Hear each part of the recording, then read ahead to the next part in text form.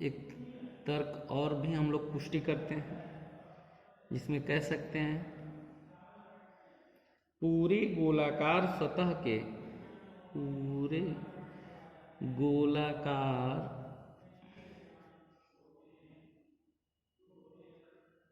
सतह के केंद्र पर बनने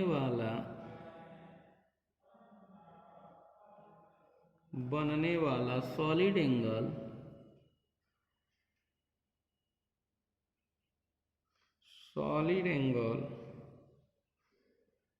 4 pi R square upon R square होता है।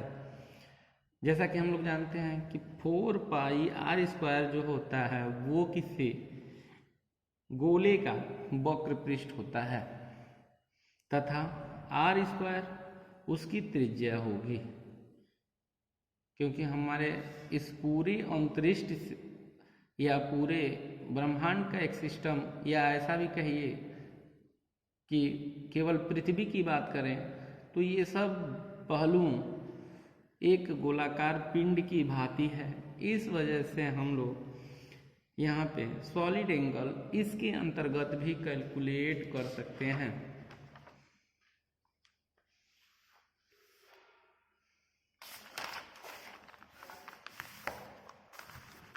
प्रिय छात्र, अगली हम लोगों की टॉपिक होगी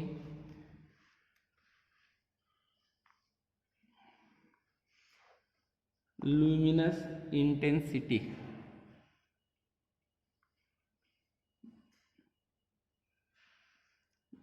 लुमिनस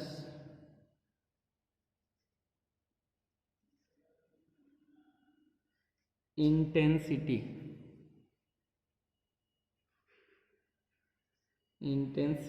जिसको हम लोग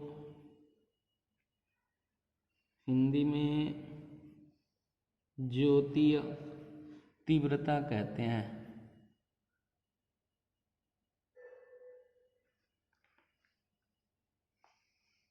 ज्योति तीव्रता किसी प्रकाश स्रोत में किसी विशेष दिशा में प्रति इकाई सॉलिड एंगल में उत्पन्न फ्लक्स ज्योति तीव्रता कहलाती है।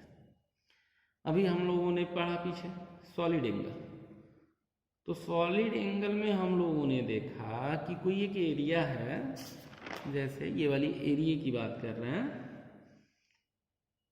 इस एरिया के ऊपर प्रति इकाई जो सॉलिड एंगल जो फ्लक्स उत्पन्न करता है उसी को हम लोग ज्योतीय तीव्रता कहते हैं। इसे कैंडल पावर भी कहते हैं, सीपी। इसे कैंडल पावर सीपी भी कहते हैं। इसे कैपिटल आई से प्रदर्शित करते हैं तथा इसका मात्रक कैंडेला या ल्यूमेन पर स्टेरेडियन होता है। इसका मात्रक कैंडेला या ल्यूमेन प्रति स्टेरेडियन होता है। प्रतियोगी परीक्षाओं में इसका मात्रक विशेष ध्यान देने योग्य रहता है, क्योंकि इसे प्रतियोगी परीक्षाओं में बहुत बार पूछा जाता है। इसका फॉर्मूला होता है I is equal to F upon omega, जहाँ I luminous intensity, F force, omega solid angle. Force के जगह पे आप फ्लक्स कह सकते हैं, जिसको हम लोग ल्यूमिनस के नाम से भी जानते हैं। अगली टॉपिक है हम लोगों की इल्यूमिनेशन। इल्यूमिनेशन, आपकी हिंदी होती है प्रदीपन।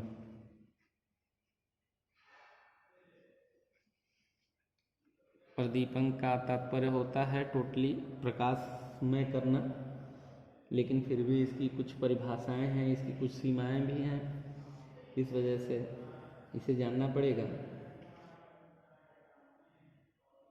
इसे प्रदीपन तीव्रता या प्रदीपन परिणाम भी कहते हैं, ध्यान देना आप सब कि इसे प्रदीपन तीव्रता या प्रदीपन परिणाम भी कहते हैं।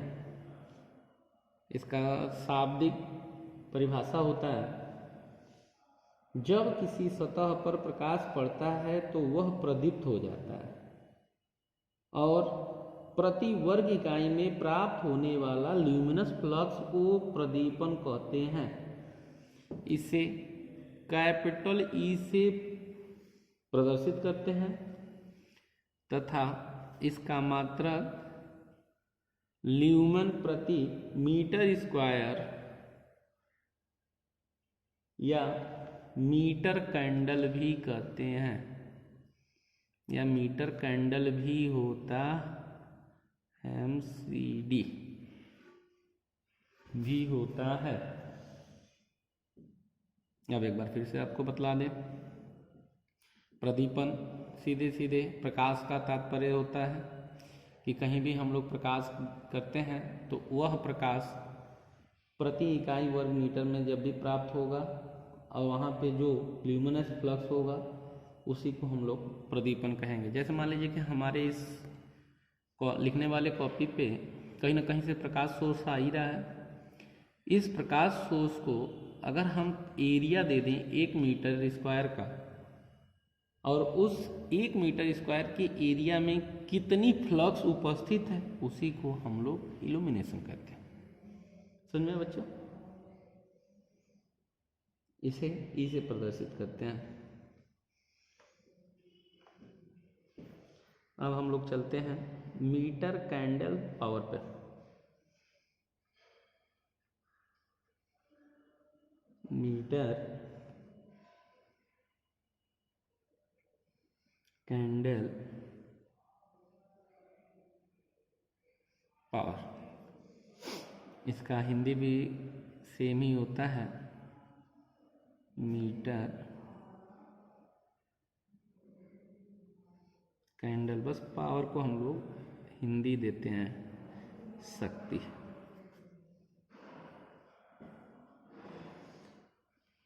जिसका परिभाषा है, यदि 1 मीटर के अर्ध व्यास वाला खोखला गोले के केंद्र पर एक कैंडल शक्ति का प्रकाश रख दिया जाए तो गोले के भीतर प्रदीपन को मीटर कैंडल शक्ति कहते हैं। ध्यान दीजिएगा हमारी बात को। अगर कोई अर्ध व्यास वाला खोखला गोला है जिसका त्रिज्या 1 मीटर है, उस गोले के केंद्र पर एक कैंडल शक्ति का प्रकाश रख दिया जाए, तब गोले के भीतर प्रदीपन या प्रकाशमय होने की शक्ति को हम लोग मीटर कैंडल शक्ति कहते हैं। मीटर कैंडल शक्ति 1 मीटर 1 MCP बराबर होता है, मीटर कैंडल पावर बराबर होता है 1 लक्स। अगर आपको ऐसा नहीं समझ में आता है तो आप अपने भौतिक जीवन काल में एक साबुन देखते हैं लक्स, उसी को ही ले लीजिए। उसका एकदम सीधा सा सिंपल होता है उजागर करना। अब कितना करना है ये विशेष ध्यान देना है। 1 मीटर कैंडल मतलब 1 मीटर का कोई अर्ध गोलाकार या कोई खोखला गोलाकार गोला जिसका अर्ध व्यास जो है 1 मीटर होगा, या खोखला कहिए या अर्ध खोखला कहिए, दोनों बातें बराबर होती हैं। बस ध्यान देना है कि अगर आधे गोले को अगर पूरा उजाला कर देता है तो पूरी खोखले गोले को भी उजाला कर देगा। तो कोई खोखला गोला है, उसके अंदर किसी कैंडल को रखा जाए तो वह कैंडल पूरे के अंदर, उस गोले के अंदर उजाला कर दे, तब कहलाएगा 1 मीटर कैंडल पावर। उसी को 1 लक्स भी कहते हैं।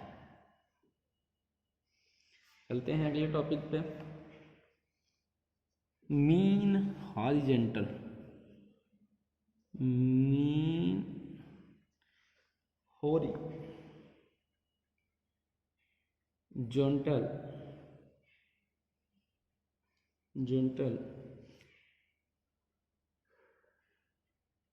कैंडल पावर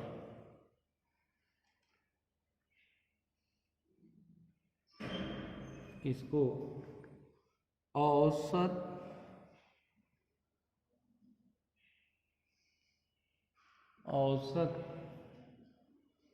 क्षैतिज